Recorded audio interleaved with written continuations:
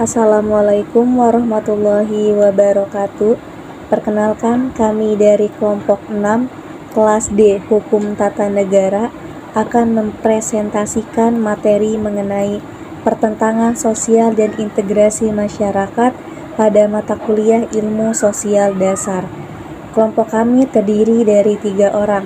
Yang pertama, saya sendiri Siti Nur Aisyah dengan NIM 211120129129. Di sini saya sebagai moderator.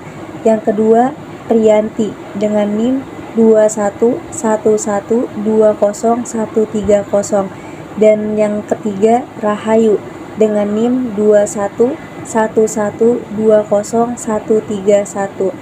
Baiklah, langsung saja penyampaian materi yang pertama yang akan disampaikan oleh Saudari Priyanti. Kepadanya dipersilakan. Terima kasih kepada moderator yang telah mempersilahkan saya sebagai pemateri pertama. Saya di sini ingin memaparkan materi yaitu tentang pertentangan sosial dan integrasi masyarakat. Dalam materi ini, saya akan membahas tentang yang pertama yaitu perbedaan kepentingan, yang kedua yaitu prasangka dan diskriminasi, yang ketiga yaitu pertentangan sosial dan ketegangan dalam masyarakat, yang keempat golongan masyarakat yang berbeda dan integrasi nasional, dan yang terakhir yaitu tentang integrasi nasional. Yang pertama yaitu perbedaan kepentingan. Perbedaan kepentingan adalah suatu pembahasan pertama yang ditimbulkan dari perilaku perorangan yang dilakukan karena adanya dorongan supaya kepentingannya terpenuhi. Secara umumnya, psikologis terbagi menjadi dua, yaitu kepentingan dan kebutuhan atau psikologi. Karena itu, individu sendiri memiliki arti bahwa individu itu tidak ada yang sempurna. Di antaranya, aspek-aspek pribadi baik jasmani dan rohani. Karena itulah munculnya perbedaan individual atau individu. Kepentingan sendiri terbagi atas beberapa bagian. Yang pertama yaitu kepentingan dalam mendapatkan perhatian. Yang kedua, kepentingan dalam menjaga harkat dan martabat. Yang ketiga, kepentingan dalam mendapatkan kedudukan yang terbaik. Yang keempat, kepentingan pribadi namun meminta bantuan orang lain. Yang kelima, kepentingan dalam mendapat kepercayaan di dalam suatu wilayah atau kelompok. Yang keenam, kepentingan dalam mendapat pengawasan. Yang ketujuh, kepentingan dalam mendapatkan kejayaannya sendiri. Dan yang terakhir yaitu yang kedelapan, kepentingan dalam mendapatkan prestasi yang serupa. 2. Prasangka dan diskriminasi. Prasangka dan diskriminasi keduanya mempunyai referatnya. Di antara keduanya memiliki dampak yang buruk dan merugikan bagi pertumbuhan, perkembangan, dan integrasi masyarakat. Prasangka dan diskriminasi juga memiliki perbedaan, yaitu prasangka berarti merujuk kepada sikap dan diskriminasi berarti merujuk kepada perilaku, oleh karena itu disebut dengan tidak realitas. Salah satu penyebab terbentuknya prasangka dan diskriminasi yaitu disebutkan dengan terjadinya perkembangan sonokultural dan situation atau situasional.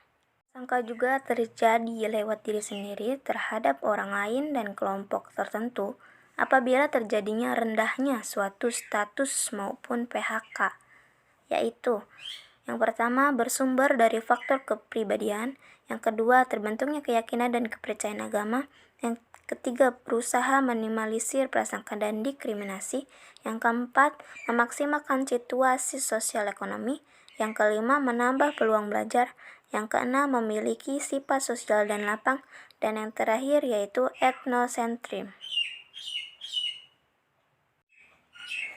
C. Pertentangan sosial dan ketegangan dalam masyarakat. Pertentangan sosial merupakan suatu konflik yang terjadi dalam sebuah kemasyarakatan yang mana pertentangan tersebut dapat dipicu oleh beberapa faktor, yang diantaranya rasa ketidaksenangan dalam individu maupun bermasyarakat, rasa ketidakpuasan masyarakat terhadap pemerintahan, perbedaan pendapat serta adu domba antara di berbagai bidang, seperti bidang politik, agama, suku, serta kebudayaan. Konflik atau pertentangan ialah suatu tingkah laku yang dibedakan atau emosi-emosi tertentu yang biasanya sering dihubung-hubungkan.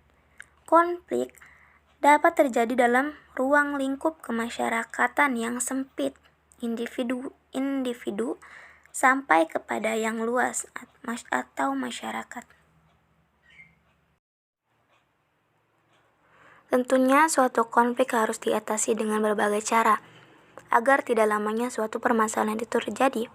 Berikut cara-cara untuk mengatasi konflik.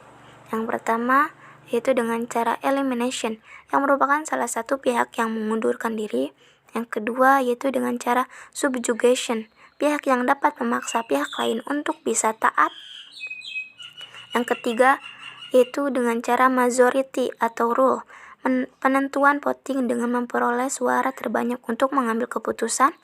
Yang keempat yaitu dengan cara minority consentence, kemenangan atas kelompok mayoritas. Akan tetapi, kelompok dari minoritas tidak merasa terkalahkan.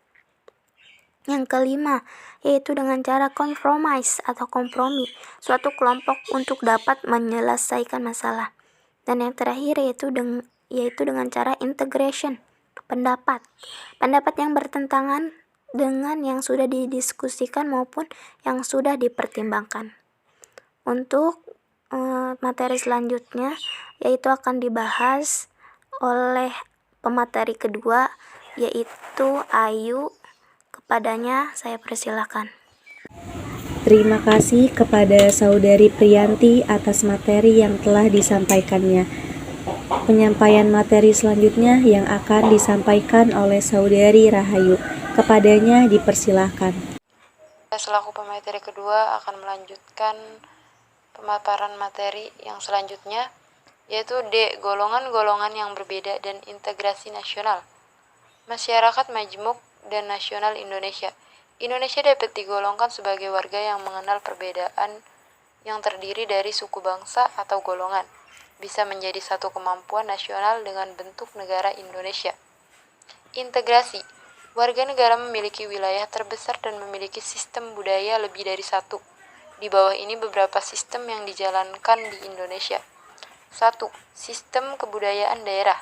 2. Sistem kebudayaan dan kepercayaan agama. Yang ketiga, sistem kebudayaan nasional. Yang keempat, sistem kebudayaan internasional. Beberapa sistem tadi adalah unsur dari kebudayaan negara, maka perlu adanya suatu upaya untuk mempelajari suatu golongan di antaranya kebudayaan atau kekuasaan nasional dalam kebudayaan antar suku bangsa atau wilayah, kebudayaan suku bangsa atau wilayah dalam kebudayaan suku bangsa dan wilayah lain, internasional. Beberapa penyebab terjadinya hambatan integrasi antara lain: 1. Menuntut dan mengklaim atas kekuasaan suatu daerah yang diakui saya. 2. Isu tidak jelas. 3. Isu tentang agama.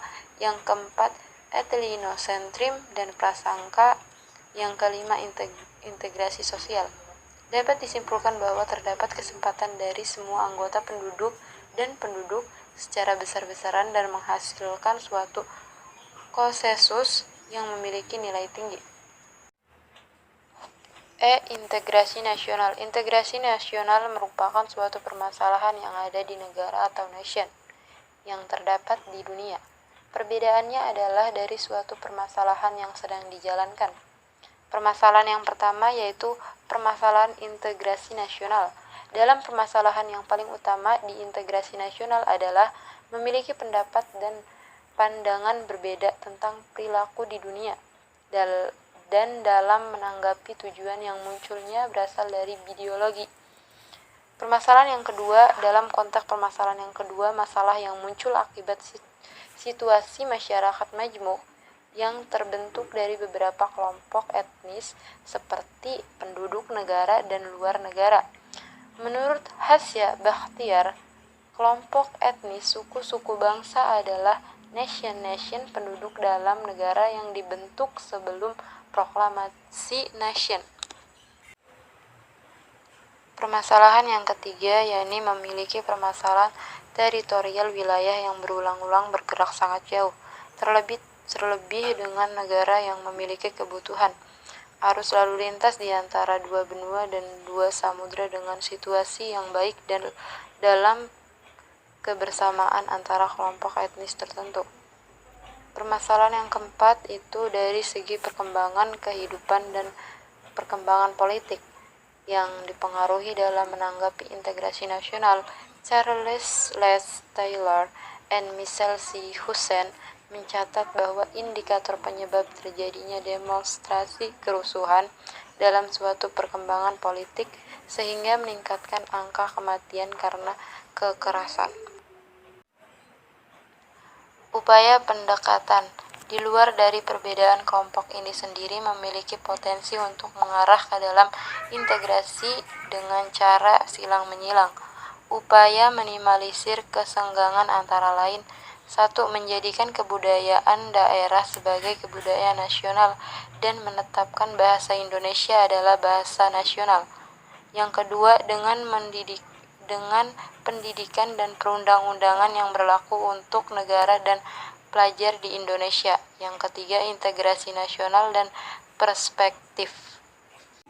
Baiklah, itu tadi penyampaian materi dari kelompok kami. Kurang lebihnya mohon maaf. Sekian dari kami. Wassalamualaikum warahmatullahi wabarakatuh.